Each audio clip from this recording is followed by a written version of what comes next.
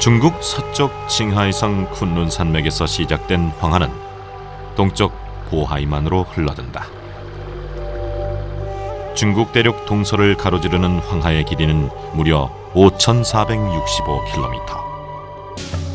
황하 문명의 실체가 밝혀진 것은 청나라 말 우연한 사건을 통해서였다. 1899년 베이징에 사는 한 관리는 말라리아에 걸리자 약재상에서 한약을 지었다. 그렇게 지어온 한약재 속에 말린 거북의 껍질이 들어있었다.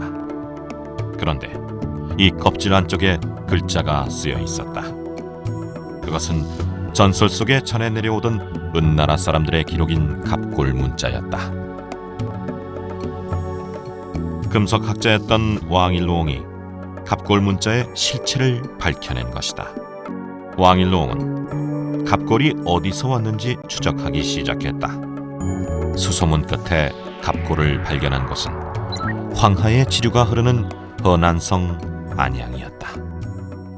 청나라 말기 이곳에서 은나라의 수도였던 은허터가 발굴됐다. 은나라의 중심이었던 이곳은 발굴 전만 해도 논밭이었다. 1928년 발굴을 위해 땅을 파자마자 뜻하지 않은 유물들이 쏟아졌다. 수를 헤아릴 수 없을 정도로 많은 양의 갑골이 발견된 것이다. 은허 박물관은 발굴된 터 위에 그대로 지붕을 얹어 만들었다. 특히 이곳에선 땅을 파서 만든 대규모 갑골갱이 발견됐다. 그 가운데 가장 큰 곳에서는 무려 1,700여 편의 갑골이 출토됐다. 이렇게 은허터에서 출토된 갑골은 모두 17만 편이 넘는다.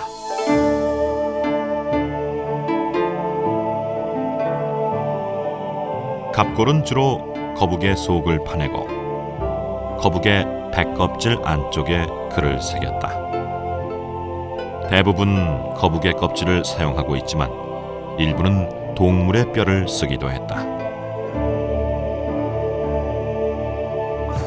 이렇게 거북이나 동물의 뼈에 새긴 글자는 당시 사람들의 문자다. 그렇다면 여기에 새긴 글은 무슨 내용일까?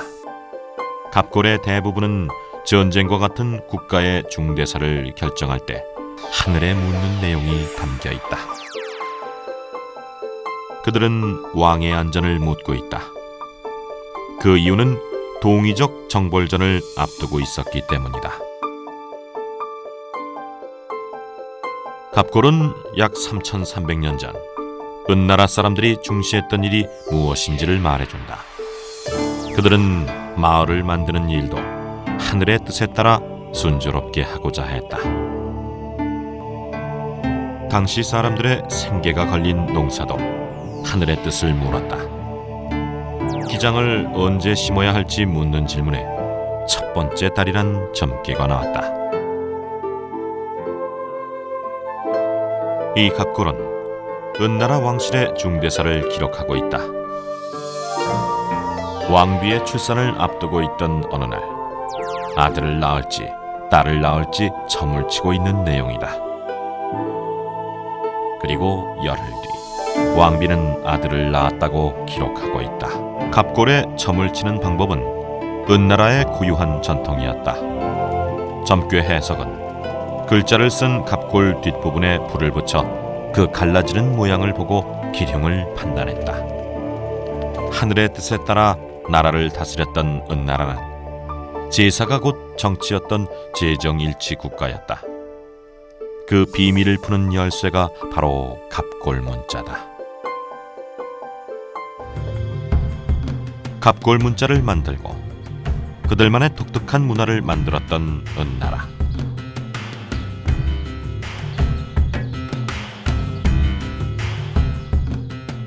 그들은 약 3,300년 전 이곳에 도읍을 정하고 은나라 역사상 최고의 전성기를 맞았다. 은나라는 기원전 1600년 상족의 당왕이 하나라를 무력으로 제압하고 세운 왕조다. 기원전 1300년 도읍지를 지금의 안양으로 옮긴 이후 254년간 정치 경제적으로 강력한 힘을 가진 나라로 성장했다. 이 청동기는 당시 은나라 사람들의 실제 모습을 알 수 있는 형상이다. 황하 주변에 살았던 이들은 바로 황하 문명을 만든 주인공이다. 은나라 사람들에게 가장 중요한 것은 제사였다. 제사엔 사한 사람까지 제물로 바쳐졌다. 삼오무정은 은나라 사람들이 만든 최대 규모의 청동기다. 그 무게가 무려 875kg이나 되는 이 청동기의 용도는 제사용 소치였다. 삼오무정이 만들어진 때는 은나라 최고 전성기였던 무왕 때다. 왕권의 상징이었던 삼오무정은 당시 은나라가 얼마나 강력한 국가였는지 말해주는 유물이다. 삼오무정이 발견된 곳은 은허터에 있는 한 무덤 안이었다. 도굴되지 않은 채 온전한 상태로 발견된 이 무덤에서는 각종 제사용 그릇과 진귀한 청동기가 출토됐다. 특히 무덤 안엔 무덤의 주인과 함께 묻힌 순장자들이 발견됐다. 순장자들은 무덤 주인의 사회적 신분을 말해준다. 뿐만 아니라 조개 껍질도 무더기로 출토됐다. 조개 껍질은 당시의 화폐였다.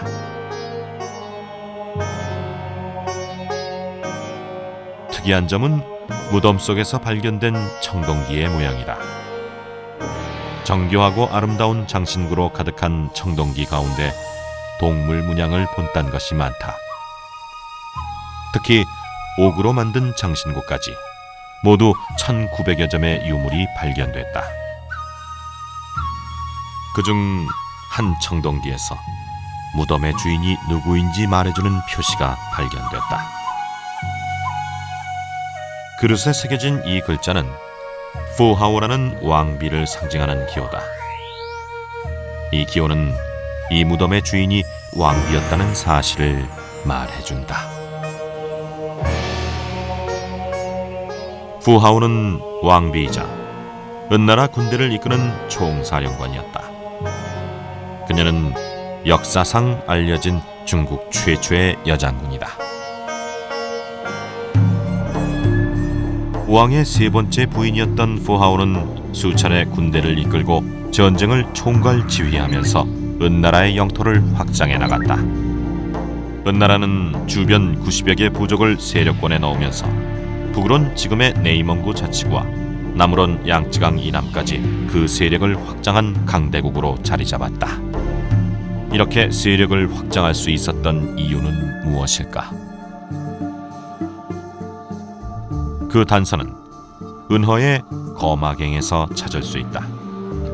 거마갱은 말과 그 말이 이끄는 수레를 그대로 부정한 무덤이다.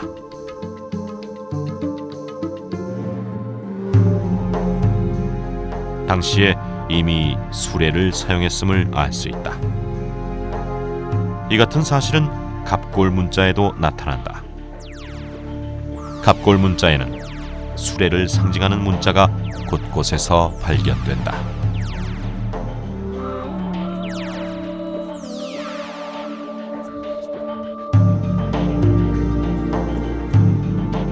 수레를 사용했다는 것은 바퀴를 만드는 기술은 물론 도로가 발달했다는 증거다. 뿐만 아니라 쉽게 먼 거리를 이동할 수 있을 뿐 아니라 기동력을 갖추고 있었다는 뜻이기도 하다. 안양의 동쪽에 위치한 진안. 황하강 하류에 있는 이곳은 춘추전국 시대 제나라의 수도였던 도시다.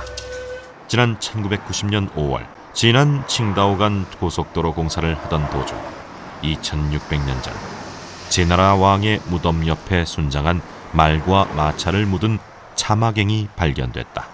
발굴된 차마갱은 원래 모습 그대로 지붕을 얹어 고차 박물관으로 탄생했다.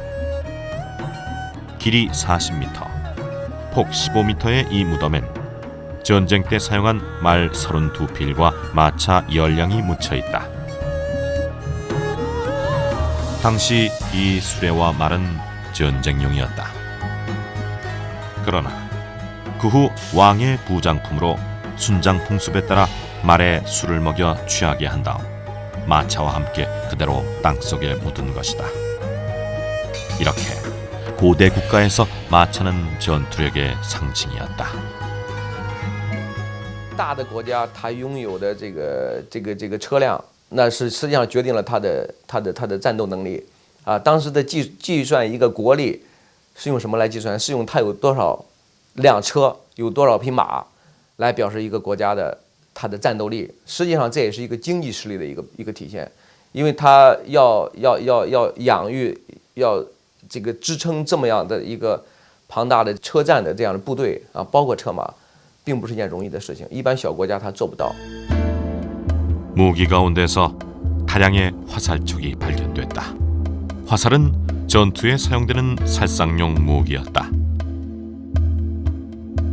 실제 무덤에서는 화살에 맞아 죽은 것으로 보이는 유골도 발견됐다.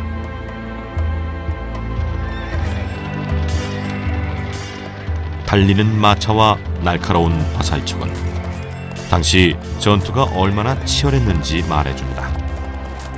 특히 수레를 타고 달리며 쏜 화살의 위력은 그 어떤 무기보다 치명적이었을 것이다.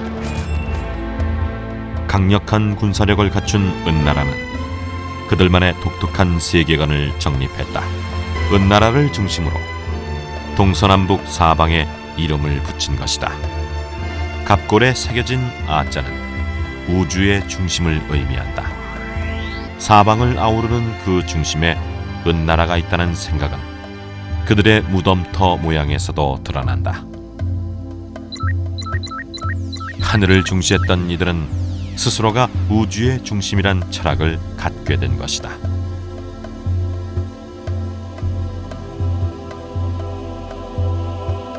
당시 청동기에는 중국이란 글자가 기록돼 있다. 자신들이 중심이란 생각을 하고 있었다는 단서다.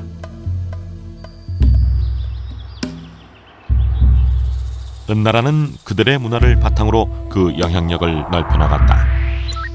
황하 유역은 물론 지금의 청두 지역 너머까지 은나라는 그 세력을 확대해 나갔다.